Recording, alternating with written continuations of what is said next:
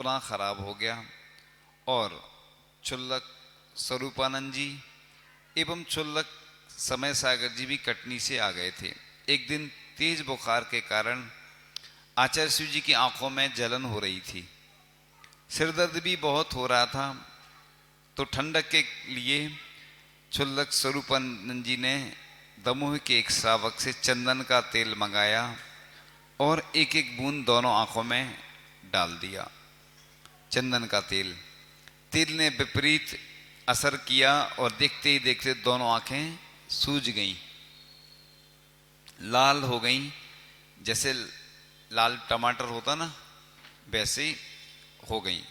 आचार्य श्री को असहनीय वेदना हो गई। तो डॉक्टर ने कहा, उन्होंने जैसे ही देखा तो बोले आंखों की रोशनी जा सकती है।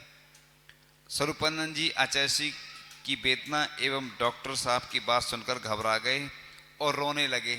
आप लोग भी रोने लगते ना जब कोई घटना घट जाए या कुछ ऐसा हो जाए। तब क्षमा के भंडार, धैर्य के सिंधु आचार्य भगवान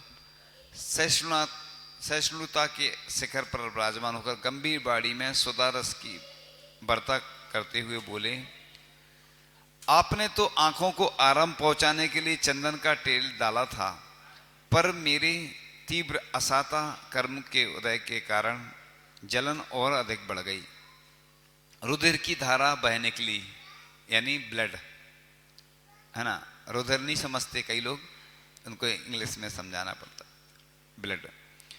यह कर्मों का खेल है। देखो, प्रथमान योग के ग्रंथों में एक घटना आती ना, द्वारिका में आग लग गई थी तो उसे बुझाने के लिए नारायण श्री कृष्ण जी और बलभद्र जी दोनों भाई जल डालने लगे, किंतु ज्यों ज्यों पानी डालते त्यों त्यों अग्नि और बढ़ती गई, भभकती गई, जल भी घी का काम कर रहा था। उसी प्रकार यहां हुआ। सो इसमें तुम्हारी कोई विशेष गलती नहीं है, इसमें तो मेरा ही कर्मोदीर्णा कारण है। कई बार अपना असाता कर्म का उदय होता, कोई भी कितना इलाज करे तो भी ठीक नहीं होता, और जब पुण्य का उदय आता है तो छोटा सा कोई डॉक्टर हो, वैद्य हो या कोई निमित्त बन जाता, उससे हम ठीक हो जाते हैं। यह स्थिति देख उपस्थित लोग हतप्रभ रह गए। सभी लोग घबराकर बड़े बाबा पुकारने लगे। आप लोग भी भगवान का नाम लेते हैं मुसीबत में। तभी आश्रम के ब्रह्मचारी जी ने डॉक्टर से कहा, कुछ तो करो डॉक्टर साहब। ने कहा, बस 2 मिनट। और उन्होंने पिचकारी में कुनकुना जल भरकर दोनों आंखों को धो दिया और गाय का घी लगा दिया। 2 दिन तक यह उपचार किया तो आंखें ठीक हो गईं। अविवेक पूर्ण वैयावृत्ति का पश्चाताप आज तक होता है। इसलिए वैयावृत्ति कैसे की जाती? एक बार एक आर्य का संग ठहरा हुआ था कहीं पे, बंडा की बात थी, तो महिलाएं गईं वैयावृत्ति करने। तो महिलाएं, रात में तो अंधेरा रहता है, तो उन्होंने कुछ लगाया। तो माता जी ने इशारा किया, रात में तो मौन रहती हूं, क्या है? तो टॉर्च से देखा तो वो क्या था, घी नहीं था, चूंकि सर्दी खांसी हो रही थी तो कफ रखा हुआ था। एक बार घटना ऐसी हुई कि महिलाएं गई माता जी के पास, तो वैयावृत्ति के लिए वहीं रखा होगा, कुछ लगा दिया उनने। दूसरी घटना है ये। तो उन्होंने, माता जी समझ जाती, खुशबू भी आ जाती और घी तो अलग रहता और दूसरी चीज अलग रहती। तो देखा, उजाला किया होगा टॉर्च वगैरह से, जो भी देखा तो फेविकॉल था। तो इसलिए एक महाराज जी बोलते, हम नाम तो नहीं लेंगे, कि कुछ लोग आते हैं वैयावृत्ति कर, कुछ अनाड़ी, कुछ खिलाड़ी, कुछ ठीक ठाक कर जाते, कुछ ठोक ठाक जाते। तो कई लोग नाखून बड़े रहते, कई अंगूठी पहने रहते, भैयावृत्ति करते। विवेकपूर्ण लिखा है आचार्य ऋषि को तो कई लोगों के नाखून लगे और जानते नहीं, उल्टे तरीके से करते हैं तो कई बार नाखून लगते, चोट लग जाती, तो भैयावृत्ति की जगह उल्टा हो जाता। कई लोग चरण छूते हैं, दर्शन करते हैं ना, तो पैर में नाखून लगा देते हैं ऐसे अविवेक पूर्वक। तो इस प्रकार से अपन को भैयावृत्ति विवेक पूर्वक करनी चाहिए। अब सन 1976 ग्रीष्मकालीन में आचार्य सिंह जी कटनी में बीमार हुए, फिर ठीक होने के बाद कुंडलपुर चले गए थे। कुंडलपुर पहुंचने के बाद पुनः बीमार हो गए। तब सुनने में आया कि आचार्य सिंह की आंखों में वही वाला था, संक्रमण वही है, अलग तरीके से है, थोड़ा अलग अलग अपने अपने लोग सुना। आंखों में जलन होने के कारण किसी भक्त श्रावक ने अमृत धारा की एक एक बूंद दोनों आंखों में डालती थी। उसके दुष्प्रभाव, अमृत धारा सूंघी तो जाती है, बहुत फायदेमंद होती है। कपूर, अजवाइन का फूल दोनों सफेद होते हैं। तीसरा पेपरमेंट, तीनों को बराबर बराबर मात्रा में मान लो 10-10 ग्राम मिलाया तो अमृत धारा पानी हो जाती है, वो अमृत धारा कहलाती। लगभग लगभग आचार्य श्री 50-55 साल तो आचार्य श्री को दीक्षा के हो ही गए और उससे पहले से उपयोग कर रहे हैं। पूज्य ज्ञान सागर महाराज जी भी अमृत धारा का उपयोग कर। अमृत धारा से अच्छी कोई चीज नहीं। जब भी कुछ होता है तो आचार्य श्री अमृत धारा के लिए ही बोलते हैं, अमृत धारा लगाओ। वो खुद भी उपयोग करते हैं, नाभि में लगाते हैं। उसके दुष्प्रभाव से आंखों में तकलीफ भयंकर बढ़ गई है, दोनों आंखें सूज गई हैं, आंखों में खून उतर आया है और सभी लोग यह समाचार सुनकर हतप्रभ रख गए।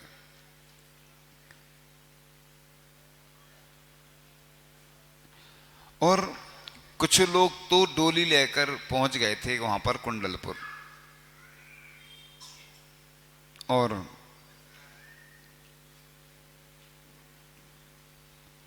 तो आचार्य श्री ने फिर वह उपयोग नहीं किया। आगे चलते हैं इसी संस्मरण की श्रृंखला को आगे बढ़ाते हुए। 1976 कटनी में क्षुल्लक समय सागर जी का स्वास्थ्य अत्यंत खराब हो गया था। आचार्य श्री जी का स्वास्थ्य ठीक हो गया तो एक दिन आचार्य श्री ने क्षुल्लक समय सागर जी को समझाया और क्षुल्लक स्वरूपानंद सागर जी को उनके पास छोड़कर बिहार कर दिया। और मैं आचार्य श्री के साथ कुंडलपुर तक बिहार में जाकर वापस आया तो देखा क्षुल्लक जी का स्वास्थ्य तो और खराब हो गया। हमने जोर से क्षामी बोला तो महाराज ने आंखें खोल दी। हमने कहा आचार्य महाराज ने आप दोनों क्षुल्लक महाराजों को आशीर्वाद दिया है। तो क्षुल्लक समय सागर जी महाराज ने लेटे लेटे नमोस्तु बोला। एक दिन समय सागर जी की वापस स्थिति बिगड़ी और जब डॉक्टर ने चेक किया तो उनका ब्लड प्रेशर एकदम नीचे चला गया, मात्र 35-40 के बीच में रह गया। डॉक्टर साहब बोले शीघ्र अस्पताल ले चलो, इंजेक्शन लगवा दीजिए। पूज्य समय सागर जी ने सुना तो वे मुझसे बोले मेरे साथ ऐसा कुछ नहीं करना। पिताजी ने कहा आप तो क्षुल्लक हो, तो बोले व्रत तो हमारे भी हैं, दोष नहीं लगाऊंगा भले समाधि हो जाए।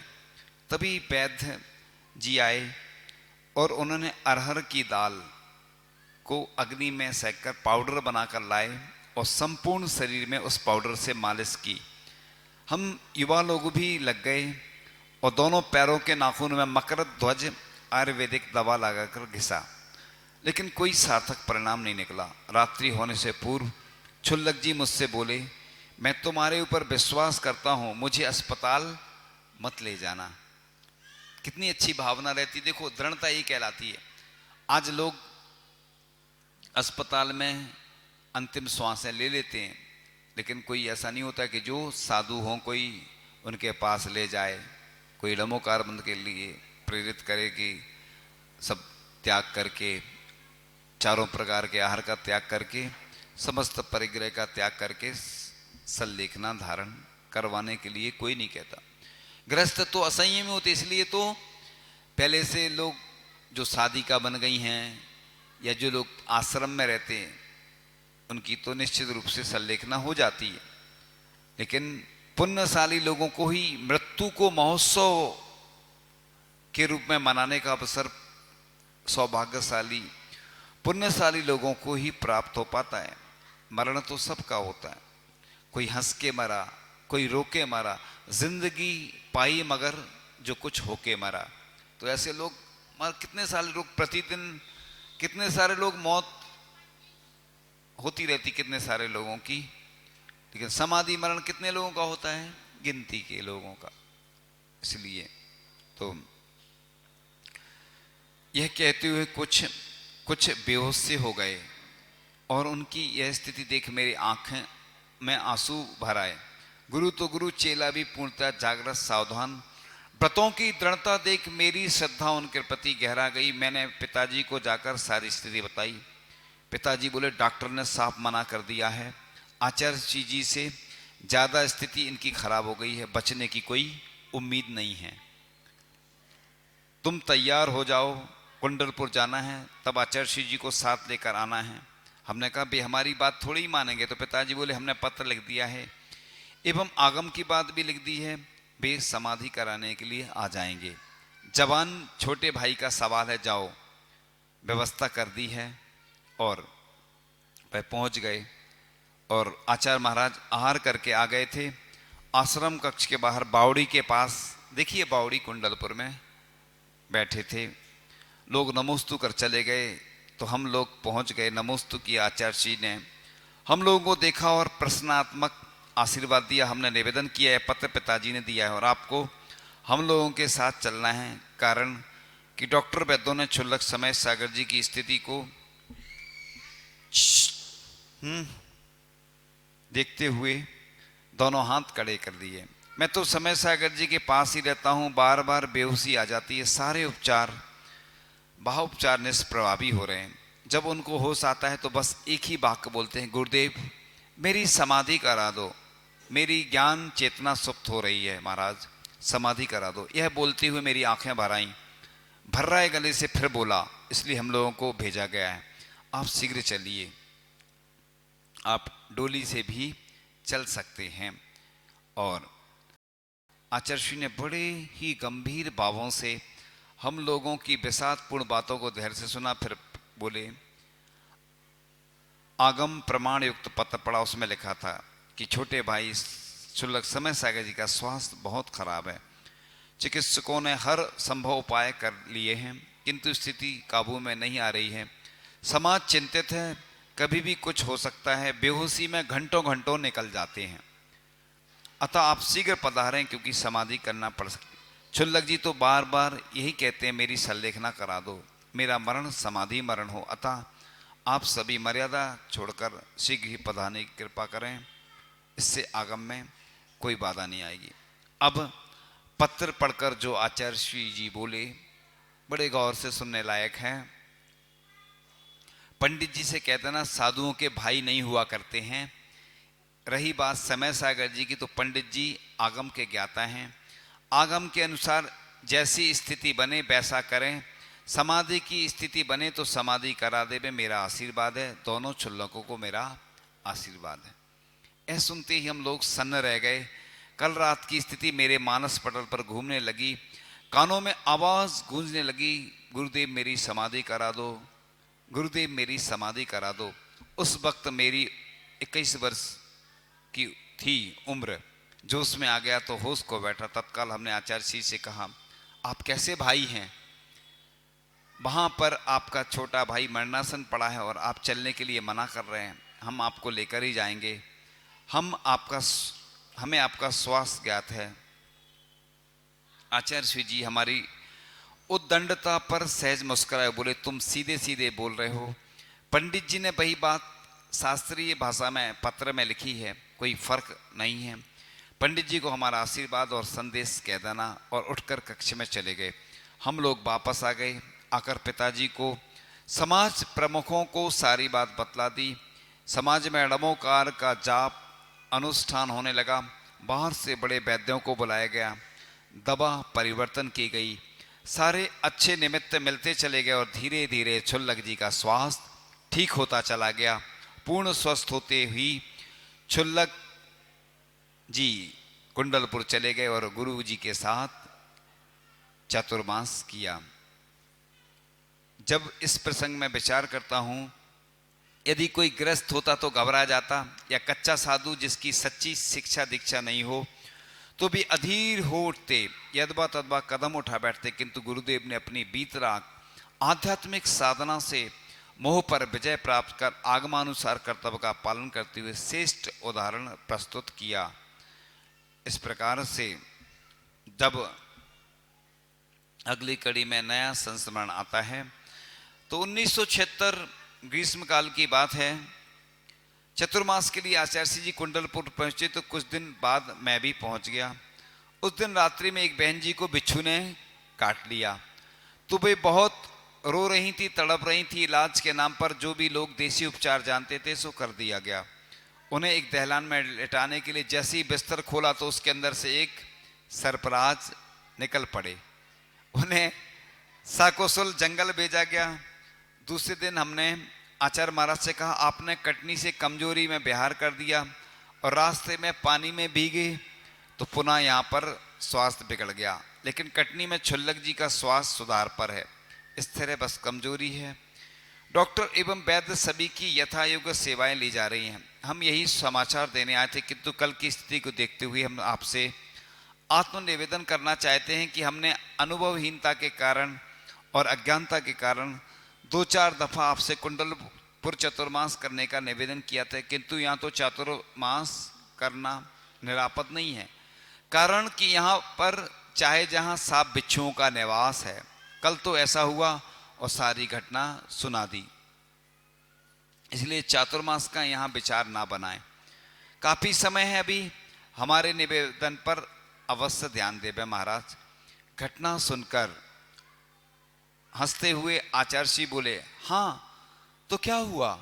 कल यहाँ पर हाथ के सारे 2 सर्प खेल रहे थे, पर इनसे क्या बात है? जंगल में जंगली पशु पक्षी जीव जंतु ना रहें तो कहाँ रहेंगे? और साधुओं का निवास तो ऐसे ही स्थान पर होता है। जब यहाँ अन्य सामान्य मनुष्य भी रहते हैं जिन्हें दर्द से मोह है, तब निर्मोही साधु को यहाँ रहने में क्या कठिनाई है? ऐसे निष्प्रह निर्मोही दृढ़ निश्चयी निडर गुरुवर को किसी से कभी भी कहीं भी खतरा नहीं है, किंतु समाज संस्कृति देव शास्त्र गुरु प्रेमियों को महसूस हुआ कि वर्तमान युग के कुंद कुंद समंत्र भद्र कोई खतरा ना हो जाए, अतः उन्होंने अपना भय आत्मनिवेदित कर दिया। लेकिन मेरे गुरु के ऊपर आपका बर्दस्त जो है वे निर्भय हो साधना कर रहे हैं। तो इसके अगली कड़ी में नया संस्मरण आता है।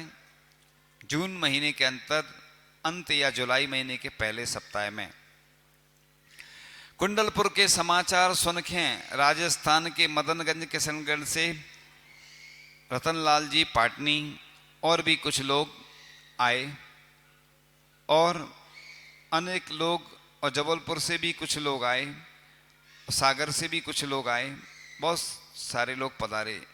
सभी ने अपने अपने नगरों में चातुर्मास कराने के लिए प्रार्थना करी, और कुंडलपुर की कमेटी के सदस्यों ने कि संगे मिलके कुंडलपुर में ही चतुर्मास करने को निवेदन करे। तब सबको निवेदन सुनने के बाद आचार्य महाराज मंद मुस्कुरा उठे। तब वहीं कछु बाहर के लोग हमोरों से बोले, दमोह से कुंडलपुर तक को रोड एकदम कच्चो है, रास्ते में जो पुलिया है वे टूटी हैं, और कुंडलपुर पूरा एकदम ग्रामीण क्षेत्र है, संचार की व्यवस्था मात्र पोस्ट ऑफिस से होता है। ऐसी स्थिति में बरसात के दिनों में क्षेत्र पे व्यवस्था कैसे बने? 5-6 साधु हैं, चौका कौन लगे है, आवागमन अवरुद्ध हो जे है। जो सुन के हम लोग कछु घबरा से गए। काय से उस समय साइकिल एवं रेडियो तथा घड़ी संपन्नता को प्रतीक मानो जात हो। टेप रिकॉर्ड तो बाहर से बुलाकर आचार्य महाराज के प्रवचन टेप कराए थे। ऐसी स्थिति में साहस कर हम पटेरा समाज और कुंडलपुर गांव में रहने वाले जैन श्रावकों ने मिलकर विश्वास दिलाओ, हम लोग कमजोर जरूर हैं किंतु शक्तिहीन नहीं हैं। तब आचार्य महाराज ने बिहार को मन बनाओ, तब उनको स्वास्थ्य गड़बड़ा गयो और देखत देखत बरसात चालू हो गई। आषाढ़ माह की अष्टांका शुरू होवे तक कछु निश्चित नहीं थो और 14 के दिन आचार्य महाराज ने बिना कछु संकेत दें चातुर्मास की स्थापना कर ली। और जब सभा में आए तो सबके सामने आचार्य महाराज बोले, आज चतुर्दशी है, संग सहित चारों दिशाओं में इतनी सीमा रख के हम वर्षा योग स्थापित करते हैं। जो सुनत ही सब आश्चर्यचकित हो गए और जय जयकार करने लगे। आचार्य सी ना को से कछु बोले, ना कोनो व्यवस्था बताई, न कोनो अपेक्षा रखी और बिना प्रचार प्रसार के चतुर्मास की स्थापना कर ली। हम सब आसपास के लोग प्रसन्न हो गए। गुरु ने हम लोगों की भक्ति स्वीकार कर ली। एक दिन शाम को कछु लोग बैठे थे, तब आचार्य श्री पंडित जी से बोले, बड़े बाबा में कुछ तो है। हमने जब जब बिहार का विचार बनाया तब तब बाधा आई। बड़े बाबा ने पकड़ लिया, उनकी वीतरागता के राग में जकड़ गया हूँ। आचार्य श्री की तपस्या को ऐसा प्रभाव पड़े कि सब जगह से लोग आए। राजस्थान से, कलकत्ता से भी चतुर्मास में श्रावक लोग चौका लेके आते रहे और धर्म लाभ लेते रहे। चातुर्मास में कोनो प्रकार की कमी नहीं रही। चातुर्मास आनंद संपन्न भव। और आगे के क्रम में कि जब चातुर्मास की स्थापना कुंडलपुर में हो गई तो कुछ ही दिन बाद कुंडलपुर गए। एक दिन आचार्य श्री से चर्चा के दौरान मनोविनोद के लहजे में बोले, महाराज आप कच्चे दिल के हो, कटनी में भाई की समाधि होनी थी सो नहीं आए, ये तो मोह है। तब आचार्य श्री जी ने बड़ी ही सहजता से उत्तर दिया, पंडित जी ऐसी बात नहीं, मैं तो आ सकता था, लेकिन मैंने सोचा मेरी उपस्थिति में छुल्लक जी के मन में मेरे प्रति सम्मोह जागृत हो गया तो समाधि नहीं सद पाएगी, साधना बिगड़ सकती थी, इसलिए मैंने मना कर दिया था। यह सुनकर पिताजी विस्मित रह गए। बोले, धन्य गुरुदेव, आपका चिंतन, आपकी अलौकिक आध्यात्मिक शैली के कारण जैन जैनेतर समाज आपके दर्शन मात्र से ही अपने को धन्य मानता है और बार बार आपके श्री चरणों में आने को लालयत रहता है। और 1976 के चातुर्मास में एक दिन ब्यावर अजमेर राजस्थान से वयोवृद्ध सृष्टि आचार्य श्री के अनन्य भक्त पधारे। करीब 9:30 बजे आचार्य श्री जी समोसण मंदिर के बाहर स्वाध्याय कर रहे थे। हम ठीक वही समय प्रतिदिन की भांति एक गुंडी, जानते हैं सब लोग गुंडी, कलश में शुद्धि के लिए प्रासुक गर्म जल लेकर गए। तब आचार्य महाराज स्वाध्याय बंद करके कायोत्सर्ग कर रहे थे। कायोत्सर्ग पूर्ण होता ही कासलीवाल जी ने आचार्य श्री जी से पूछो, इतने पे आपकी आहारचर्या को समय का है? तो आचार्य श्री हमारी तरफ देख के बोले, यह है हमारी आहारचर्या का समय। यानी जल लेके आ गए तो बस उठ गए, क्योंकि मूलाचार में लिखा है छोटा बालक जब पेट पर हाथ फेरे, यानी छोटे बच्चों को भोजन दे दें अपन, जब वह भोजन कर ले उसके बाद मुनिराज आहार को निकले, ऐसा मूलाचार में लिखा है। इसलिए छोटे बच्चों को तो देना चाहिए। ऐसा नहीं कि अरे पहले साधु महाराज को कराएंगे, जब तक 11-12 बज जाएंगे। एक बार की बात है, एक महाराज ने कहा इन महाराज को ठंडाई चला देना। वो श्रावक गया, गर्मी का समय था, और गिर गया, वो बेहोश हो गया गर्मी के कारण, उसको चक्कर आ गए। महाराज ने कहा अब इसको चला दो ठंडाई। तो इसलिए कुछ थोड़ा बहुत गर्मी में आप लोग जल आदि, फल आदि जो भी ले सकते हैं, नहीं ले तो बहुत अच्छी बात, लेकिन ऐसा नहीं होना चाहिए कि महाराज को अंतराय हो जाए आपके निमित्त से। कई बार मुनि महाराज को आहार कराते यारिका को, फिर त्यागी वृत्तियों को कराते हैं, ब्रह्मचारी ब्रह्मचारिणी को फिर खुद करते हैं, तो कितनी लेट हो जाते आप लोग। इसलिए ये लिखा है। तो जो बोल के आचार्य जी ने उन्हें बता दो कि जब श्रावक कमंडलू में पानी भर के देते हैं तो साधु समझ जाते हैं कि आहार को समय हो गया है। आचार्य श्री जी ने कमंडलू उठाओ और शुद्धि करने चले गए। प्रतिदिन की तरह समोसरण मंदिर से संग आहार खो उठ गओ। इस तरह आचार्य श्री की दिनचर्या क्रमशः बर्तन करती काल परिणमन का टैग लगाने की औपचारिकता करता।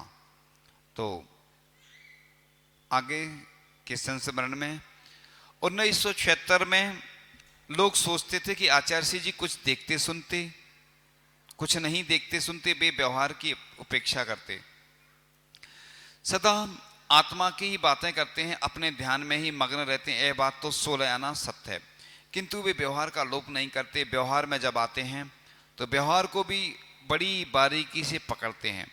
यदि कोई व्यवहार में गलत काम या अच्छा काम करता है तो उसे यथायोग रोकते हैं या प्रशंसा करते हैं। इस संबंध में हम अपनी बात करते हैं। 1976 कुंडलपुर चातुर्मास में रक्षाबंधन से पूर्व हम अपने पति देव के साथ दिल्ली से पहुंचे। जिसने संस्मरण सुना है उसके अनुसार एक दिन प्रवचन सभा में मुझे भजन गाने का सुअवसर मिला। भजन राजुल नैबी संवाद के रूप में था, जिसके लेखक अजमेर के एक व्यक्ति थे, वहां आए हुए थे। उन्होंने मुझे बुलाया और नैमी की संवाद पंक्ति उन्होंने बोली तथा राजुल की पंक्ति हमने बोली। सभी ने ताली बजाकर खूब सराहा। प्रवचन के पश्चात आचार्य श्री जी ने एक व्यक्ति से कहा और मुझे बुलाया और बड़े बात्सल भाव से समझा, तुम्हारा पतिव्रत है ना, इसलिए कभी पर पुरुष के साथ भजन नहीं गाना चाहिए। आज तो गा लिया, आगे से सावधान रहना, दोष लगता है। ऐसे हमारे गुरुदेव जो व्रत देते और निर्दोष पालन करवाते, आचार्यत्व का पूर्ण पालन करते हैं। एक दिन एक छुल्लक महाराज जी का हमारे चौके में आहार हुआ। आहार के बाद हम लोग उन्हें छोड़ने के लिए गए तो वे मंदिर के बाहर पाटा रखा था, उस पर बैठ गए। थोड़ी देर बाद आचार्य श्री जी का वहां से निकलना हुआ तो आचार्य छुल्लक जी आचार्य महाराज की विनय में पिच्छी उठाकर खड़े हो गए और आचार्य महाराज को बैठने के लिए हाथों का इशारा किया तो आचार्य श्री बोलती हुए निकल गए, इसकी जरूरत मेरे से ज्यादा आपकी लंगोटी को है। इस तरह से गुरुदेव ने हल्का व्यंग्यात्मक उपदेश देकर शिष्य को आगे बढ़ने के लिए मुनि बनकर साधना करने की शिक्षा दे दी। साथ में उपचार विनय भी सिखा दी कि गुरु जिस पाटे पर बैठते हैं उस पाटे पर नहीं बैठना चाहिए।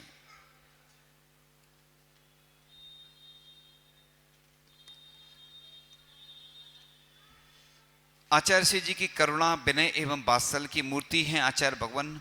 उनके अंदर मानवीय गुण भरे पड़े हैं। सन 1976 की बात है, कुंडलपुर चातुर्मास की बात है। उस समय संघ छोटा था, केवल आचार्य श्री जी ही मुनिराज थे, शेष 4 छुल्लक महाराज थे।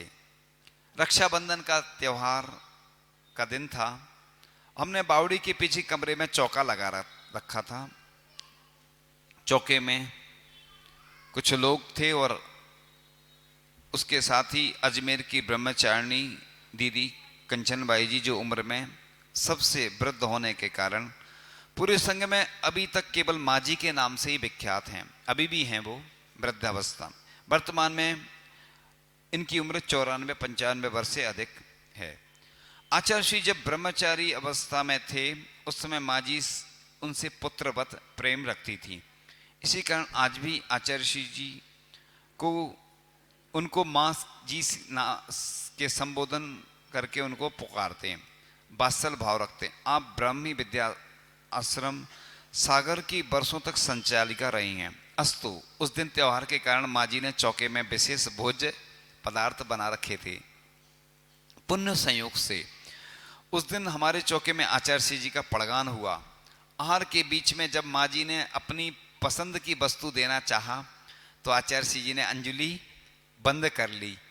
तब माँ जी बहुत ही सहज भाव से बोली, महाराज जी थे तो मारा बेटा की जान हो, आज त्योहार का दिन छे, जो माने कोणी नटड़ो, आज तो आपने लेणो पड़सी अर्थात महाराज जी आप तो मेरे बेटे के समान हो, आज त्योहार का दिन है। वैसे आहार के समय कहा गया है कि माँ के समान ही आहार करवाना चाहिए। जैसे छोटा बच्चा रहता है, बीमार रहता है, वो माँ समझ जाती है इसको क्या देना है, वो रोने लगता है। ऐसे आहार के समय दाता को माँ के समान कहा गया है। ऐसे ही वो भी तो आज तो लेना ही पड़ेगा। आप तो मेरे बेटे के समान हो, आज त्योहार का दिन, इस कारण माँ को मना नहीं करते, आज तो लेना ही पड़ेगा। आचार्य श्री जी ने माँ जी के वात्सल भरे आग्रह को देखकर सकुचाते हुए मंद मुस्कान के साथ अंजलि खोल दी और उनके हाथ से वह ग्रास ले लिया। इस तरह माँ जी को संतुष्ट कर दिया। किंतु हम लोगों ने भी देने की कोशिश की तो नहीं लिया। वे क्षण आज भी जब याद आते हैं तो मन रोमांचित हो उठता है। माँ जी के प्रति वात्सल्य भाव देखकर उसके बाद फिर कभी नहीं लिया।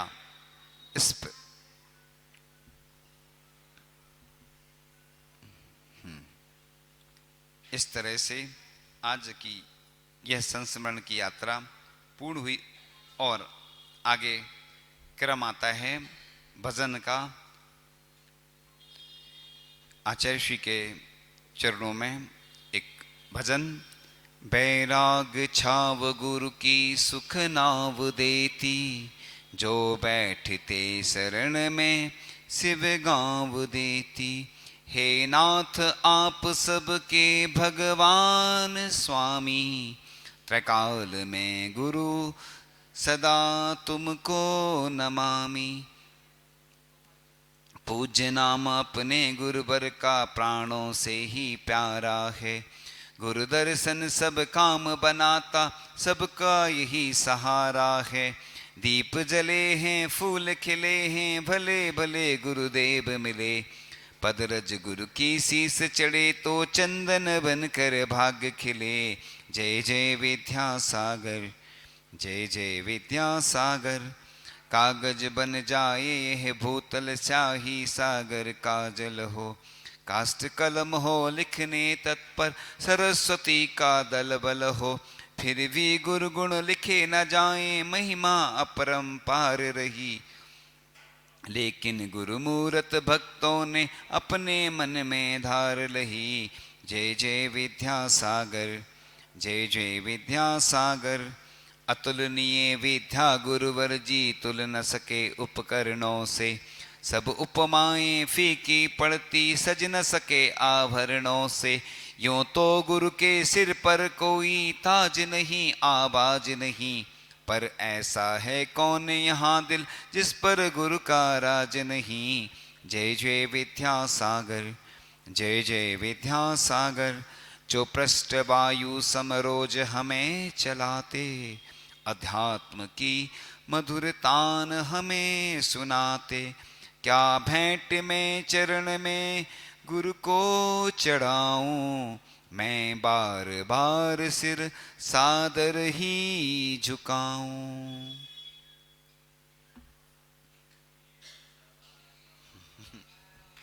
मेरे सवालों का जवाब दो, दो ना। आता है पहला प्रश्न आपके सामने। आचार्य भगवान को जब कुंडलपुर में हुआ था तो ऐसा हुआ था कि जब खून जैसा निकला था तो कहाँ पर रोग हुआ था,